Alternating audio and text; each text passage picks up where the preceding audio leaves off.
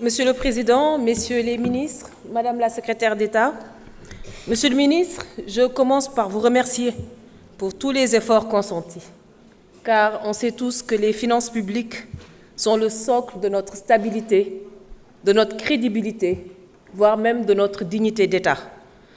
Et elles exigent de chacun d'entre nous responsabilité, rigueur et prévoyance. Les chiffres aujourd'hui confirment une situation d'une gravité exceptionnelle. Un déficit de 13,4% du PIB, une dette réévaluée qui passe de 74% à 119%, un besoin annuel de financement qui dépasse les 6 000 milliards, mais aggravé par des antériorités intérieures, un marché financier qui est saturé, une détérioration des finances extérieures et surtout la perte de crédibilité de nos partenaires liée à ce que vous appelez misreporting et que le Premier ministre appelle dette cachée. Il s'agit là d'une vraie crise de liquidité très sérieuse qui, si nous n'y trouvons pas des solutions très rapides, pourrait quand même nous mener droit vers la défaillance. Rebasing, Monsieur le ministre, un collègue posait la question tout à l'heure. Sans conteste, je pense que le passage de 2014 à 2021 comme nouvelle année de référence modifie de façon mécanique le PIB nominal, les ratios, que ce soit endettement, pression fiscale, déficit, modifie également l'appréciation de la souveraineté de notre pays, mais potentiellement pourrait également modifier la notation souveraine. Donc, on vous en félicite. Mais une question me trotte, Monsieur le ministre, dans ce contexte de vote de budget. Est-ce que les chiffres que vous nous proposez aujourd'hui dans ce projet de budget ont été calculés sur la base du PIB rebasier ou pas? Est-ce que nos chiffres de ce budget sont aujourd'hui d'actualité?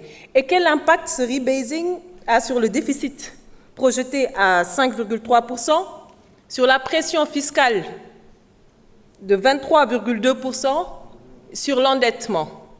Monsieur le ministre, quand le gouvernement nous parle d'une baisse du budget de fonctionnement ou des dépenses de fonctionnement, j'imagine qu'il parle de cette petite ligne biens et services plus transferts courants qui a effectivement baissé de 14,5%, d'où les 285 milliards dont on parle. Par contre, rajoutons à ceci ce qui fait réellement fonctionner l'administration au quotidien, c'est-à-dire la masse salariale, qui a augmenté, elle, de 3,2%. Les intérêts plus commissions, qui ont explosé à hauteur de 27,7%. Et à ça, on peut rajouter maintenant les biens et services plus transferts. Vous conviendrez alors avec moi que les charges de fonctionnement ont bel et bien augmenté de 25,3 milliards.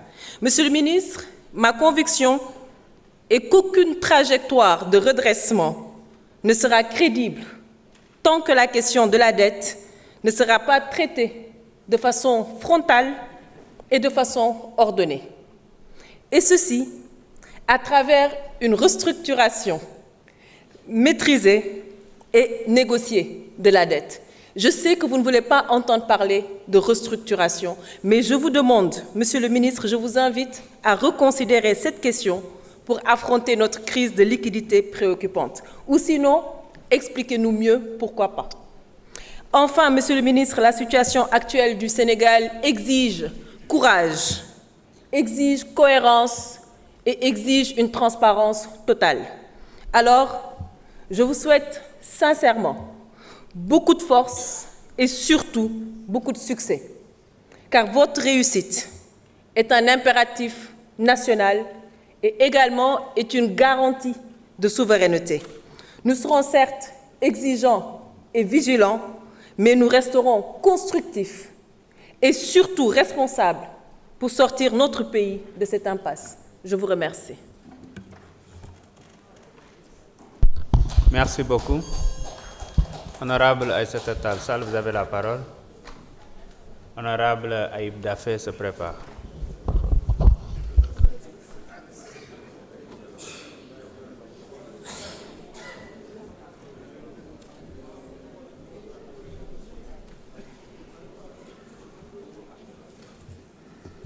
Je vous remercie, Monsieur le Président. Monsieur le Président, Mesdames, Messieurs les ministres, mes chers collègues, mal nommer les choses, c'est ajouter au malheur du monde. Monsieur le ministre, ces mots ne sont pas de moi. Ils sont d'Albert Camus, mais je les emprunte parce que nous sommes exactement dans la situation où nous n'avons pas su nommer les choses pour ce qui concerne la dette.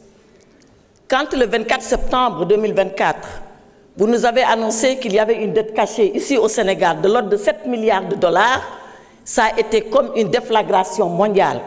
Le Sénégal a été ciblé et criblé de partout à cause de cette dette. Et vous nous avez annoncé que la dette, elle est cachée. Alors, Monsieur le ministre, 3 questions. Que signifie dette cachée? Et c'est là où nous devons nous mettre d'accord pour nommer les choses. Que signifie pour vous dette cachée? Quand je vous entends, vous nous dites la dette cachée, c'est celle-là qui n'a pas été révélée à l'Assemblée nationale. Quand je lis la Cour des comptes, elle nous dit la dette cachée, c'est celle-là qui est hors cadrage. Qu'est-ce qu'il faut retenir comme définition de la dette cachée? Qu'est-ce qui compose la dette cachée? Vous le savez, Monsieur le ministre, la dette, son ratio est calculé selon des normes. Le GFSM 2014, le connaissez, Monsieur le ministre? C'est la norme que retient et le FMI et l'UMOA pour calculer la dette. Comment cette dette dite cachée, elle a été calculée par rapport à cette norme qui a été admise? Et ça pose tout le débat de la dette contingente. Est-ce que dans cette dette dite cachée que vous retenez, il y a la dette du secteur parapublic en général, là où l'État du Sénégal a une participation publique majoritaire comme minoritaire? Tout le monde sait que lorsque cette dette contingente n'appelle pas la garantie de l'État du Sénégal, elle n'est pas calculée dans la dette totale de l'État. Ensuite, surtout, comment on cache une dette? Quel est le stratagème? Quel est le subterfuge par lequel la dette se cache? Monsieur le ministre, je suis une personne physique. Je me mets derrière la porte, je suis caché. Personne ne me voit. Mais celle-là, la dette, elle, comment est-ce qu'on passe pour la cacher? Et je reviens à vous en travaux de commission. Vous avez dit, et vous avez pris l'exemple du secteur bancaire, en disant que la dette de l'État sur le secteur bancaire était tellement lourde que ça a failli créer une crise systémique. Vous vous rappelez de ces mots que vous aviez prononcés en commission? Mais Monsieur le ministre, vous êtes un financier, vous êtes tous des financiers. Comment l'État peut devoir de l'argent, emprunter de l'argent à des banques, que cet argent, cet emprunt soit caché, que personne ne le sache? Nous avons une commission régionale qui siège à la BCEAO, qui surveille les banques. Donc même si dans les écritures du Trésor, la dette n'apparaît pas, dans les écritures de la banque, la dette, elle apparaît. Vous connaissez les accords de Bâle. Les banques ne peuvent pas prêter comme elles le veulent et à qui elles veulent.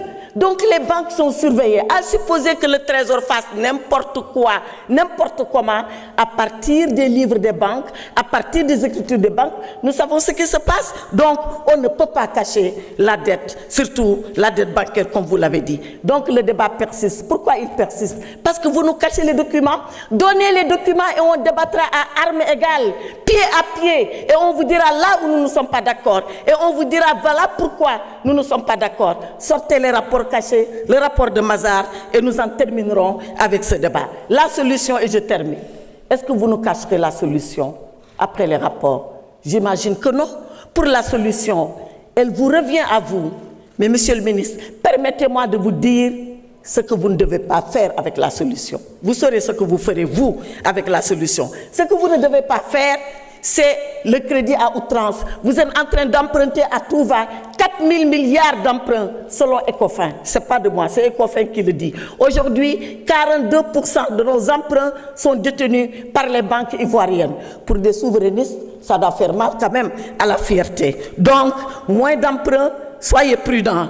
Prohibition, structuration, attention à l'abandon des subventions, notamment sur les hydrocarbures, les fonds vautours. Parlons-en.